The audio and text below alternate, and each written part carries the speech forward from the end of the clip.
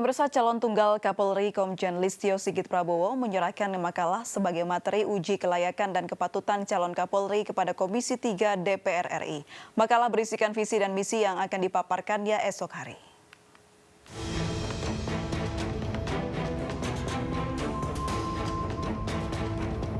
Tim naskah calon Kapolri Selasa sore menyerahkan makalah calon tunggal Kapolri Komjen Listio Sigit kepada Komisi 3 DPR RI. Makalah yang merupakan bahan paparan uji kelayakan dan kepatutan calon Kapolri berjudul Transformasi Menuju Polri yang Presisi, Prediktif, Responsibilitas, Transparansi, Berkeadilan. Kegiatan kita hari ini adalah menyerahkan naskah fit and proper test yang besok akan dilaksanakan. Intinya itu saja. Kami hanya datang sini untuk menyerahkan itu mewakili Bapak calon Kapolri. Dari makalah yang dibawakan, apa yang menjadi bahasan oleh Pak Kapolri ini? Itu besok yang beliau yang menyampaikan. Judulnya Pak sedikit paling tidak? Nanti nggak surprise. Besok disampaikan. Itu bukan kewenangan saya untuk menyampaikan. Anggota Komisi 3 DPR RI, Asrul Sani mengungkapkan, makalah akan dipelajari para anggota Komisi 3 sebelum menguji Komjen Listio besok. Tidak, beliau itu hanya menyerahkan bahan untuk fit and proper test besok pagi saja, sehingga sore dan malam ini kami bisa mendalami masing-masing fraksi. Nah, besoklah kemudian kita ajukan pertanyaannya tentu berdasarkan bahan visi dan misi yang sore ini diberikan ya oleh Pak calon Kapolri kita. Wawancara dan tanya jawab uji kepatutan dan kelayakan calon Kapolri dijadwalkan akan dimulai pada pukul 10 pagi. Setiap fraksi akan diwakili oleh 2 orang, sedangkan pendamping calon Kapolri dibatasi sebanyak 9 orang yang hadir secara fisik. Masyarakat publik dapat menyaksikan secara daring melalui channel YouTube DPR RI atau melalui media parlemen. Dari Jakarta, Nila Matsuna, Purwadi Hartono, Edmond Dantes, iNews melaporkan. Warga dan ratusan tim gabungan terus berjibaku untuk membersihkan lumpur yang menutup akses jalan di Desa Rawadulang, Kampung Tugu Selatan, Cisarua, Kabupaten Bogor, pasca peristiwa banjir bandang yang terjadi Selasa pagi. Untuk membersihkan lumpur, warga dan tim gabungan menggunakan alat seadanya seperti cangkul dan juga skop. Sementara satu eskavator juga dioperasionalkan untuk menyingkirkan material besar seperti pohon dan bebatuan yang terbawa banjir bandang. Setidaknya ada sekitar 134 KK yang terdampak dan saat ini sudah berhasil dievakuasi oleh tim gabungan untuk menempati posko sementara.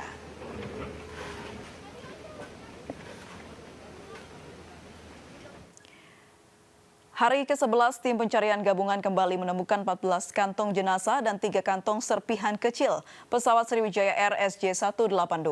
Pencarian hari ke-11 sempat tergendala gelombang laut tinggi dan cuaca buruk.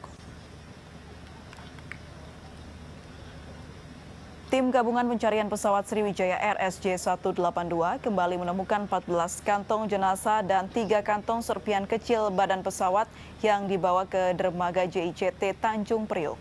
Selanjutnya temuan akan diberikan kepada tim DVI RS Polri dan KNKT untuk diidentifikasi. Pencarian hari ke-11 sempat terkendala gelombang laut yang tinggi dan cuaca yang kurang baik di pagi hari sehingga pencarian oleh penyelam baru dilaksanakan pada siang hari. Hingga hari ke-11, tim pencarian gabungan sudah mendapatkan 324 kantong jenazah, 63 kantong serpihan kecil pesawat, dan 55 kantong serpihan besar pesawat.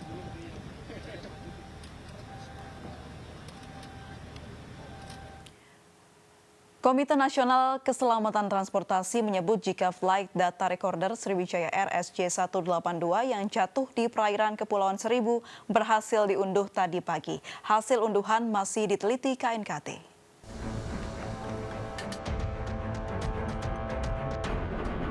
Flight data recorder atau FDR Sriwijaya Air SJ182 yang jatuh di perairan Kepulauan Seribu berhasil diunduh. Hal itu dikatakan Ketua Subkomite Investigasi Kecelakaan Penerbangan KNKT, Kapten Nur Cahyo Utomo. Adapun total hasil unduhan FDR tersebut mencapai 370 parameter, 27 jam, dan 18 penerbangan. Dengan berhasilnya proses pengunduhan data FDR, KNKT berharap hasil investigasi dapat segera dipublikasikan ke masyarakat pada 30 hari ke depan. Yang kami peroleh dari flight data recorder ini, kami mendapatkan beberapa petunjuk untuk bisa atau perlu kami dalami lebih lanjut data-data yang kami perlukan untuk keperluan investigasi. Dan kami juga masih sangat mengharapkan dapat ditemukannya cockpit voice recorder untuk mendukung data-data yang sudah kami peroleh dari flight data recorder. Kami berharap bahwa dalam 30 hari setelah kecelakaan kami akan mempublikasikan laporan awal atau preliminary report. Sementara Tatang Kurnadi, Ketua KNKT 2007-2015 mengatakan isi FDR berisi data tentang pesawat. Namun, komponen inti CVR harus ditemukan untuk mengetahui secara menyeluruh apa yang terjadi di dalam pesawat ketika terjadi kecelakaan. Data-data pada FDR itu adalah data tentang pesawat, seluruh attitude, sikap pesawat, apa yang terjadi pada pesawat, sedang apa pesawat, bagaimana mesinnya, bagaimana temperaturnya, bagaimana oil pressure-nya, semua data-data ada di situ.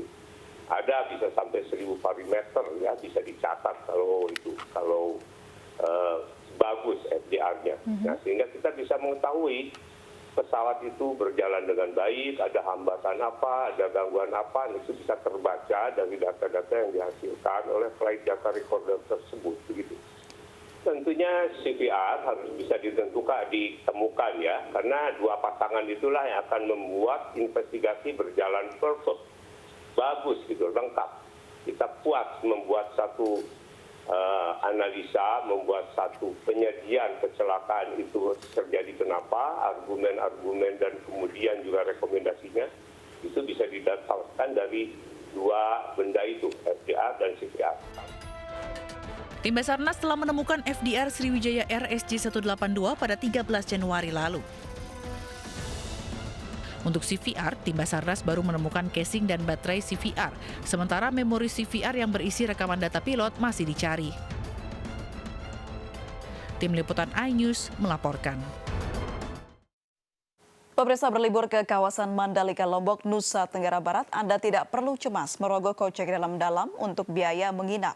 Karena saat ini pemerintah daerah setempat tengah bekerja sama dengan warga di desa wisata untuk mendesain rumah mereka menjadi homestay.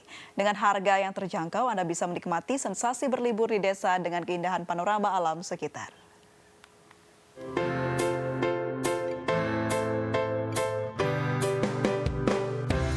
Dalam kunjungannya ke Nusa Tenggara Barat, Menteri Pariwisata dan Ekonomi Kreatif Sandiaga Salahuddin Uno mengunjungi kawasan desa wisata Gerupuk, Lombok Tengah. Didampingi Gubernur NTB Zulkifli Mansah, Menparekraf meninjau persiapan rumah warga yang didesain sebagai homestay atau penginapan. Dengan fasilitas lengkap dan harga terjangkau, penginapan ini disiapkan untuk para wisatawan yang akan berlibur dan menyaksikan perhelatan MotoGP Mandalika 2021 mendatang. Ini sangat strategis dan relevan ya, apalagi satu kamar 250.000 sudah dengan makan pagi, wifi dan listrik. Ini adalah menyasar target milenial kelas menengah baru yang ingin menikmati Mandalika tapi mungkin belum memiliki budget yang bintang 5. Melihat fasilitas yang lengkap dengan harga terjangkau, Sandiaga pun berencana ingin menginap 1 malam di homestay di Desa Gerupuk sebelum perhelatan MotoGP digelar. Dirinya pun berjanji akan membantu mempromosikan penginapan ini untuk membangkitkan kembali pariwisata di Nusa Tenggara Barat. Tim Liputan iNews melaporkan.